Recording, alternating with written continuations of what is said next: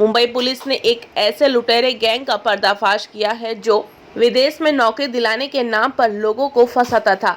विदेश में नौकरी की चाहत रखने वाले कैंडिडेट का वीजा इमिग्रेशन बनाने के अलग अलग शहरों में कैंडिडेट को डॉलर लेकर बुलाते थे और फिर उसके साथ डॉलर की लूट की वारदात को अंजाम दिया करते थे। मुंबई के साकीनाका पुलिस स्टेशन में 7 दिसंबर को दो भाइयों ने शिकायत दर्ज कराई कि उनके साथ $11,000 की लूट हुई है। शिकायत में पुलिस को उन्होंने बताया कि उन्हें पंजाब से मुंबई बुलाया गया था और उन्हें इटली में जॉब दिलाने का झांसा दिया गया था। आरोपियों ने पीड़ित से बोला था कि आप इमिग्रेशन बनवाने के लिए साथ में डॉलर लेकर आए। जब यहाँ दोनों भाई मुंबई पहुँचे और इस गैंग के लोगों को यह कंफर्म हो गया कि यह डॉलर अपने साथ लेकर आए हैं, तो उन्होंने अपने कुछ गैंग के सदस्यों को इन्हें लेने के लिए उस होटल के पास भेजा जहां पर वे रुके हुए थे।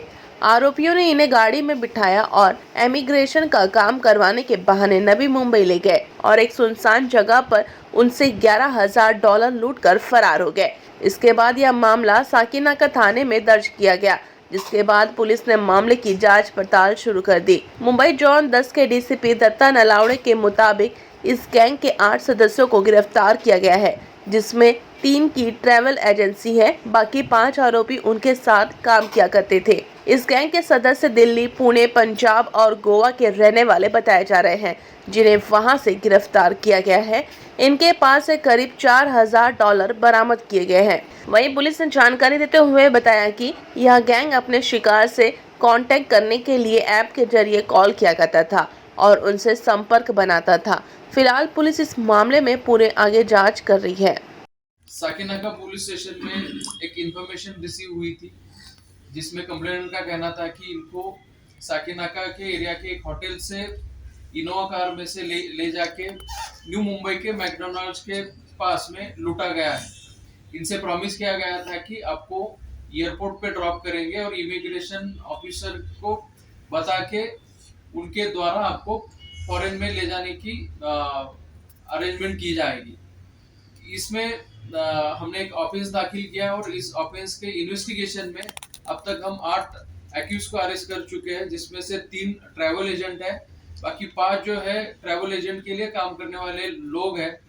ये जो और भी इस इन्वेस्टिगेशन में सामने आया कि एक ऑर्गेनाइज गैंग है जो लोगों को लूर करता था कि आपको हम फॉरेन में भेजेंगे, वहां पे जॉब दिलवाएंगे, आपका इमिग्रेशन का प्रोसेस क्लियर करवाएंगे, आपको वीजा भी दिलवाएंगे।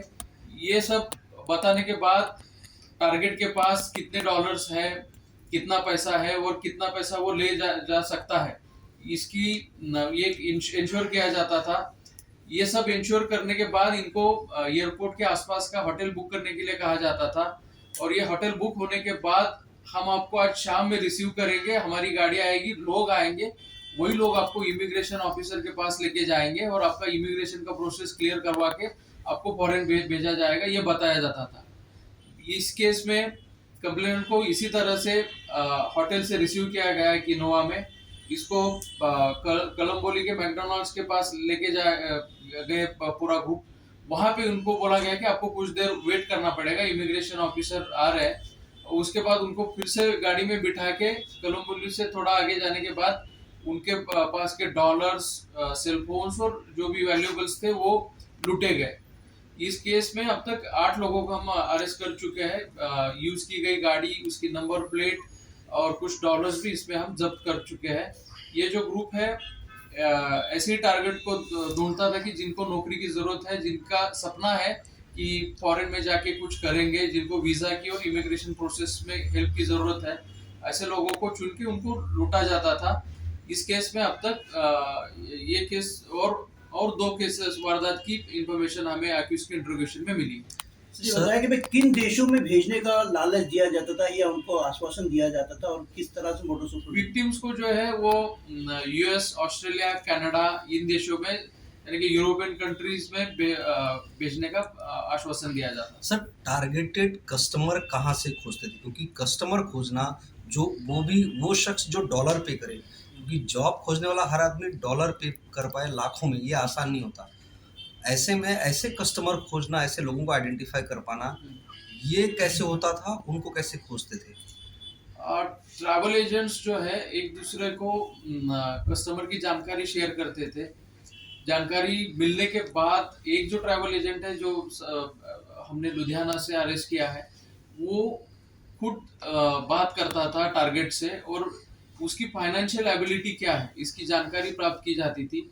इसमें एक मिनिमम कंडीशन होती थी कि आपको कम से कम $10 लाख तो यानी कि इंडियन करेंसी $10 लाख तक की कन्वर्ट करनी होगी।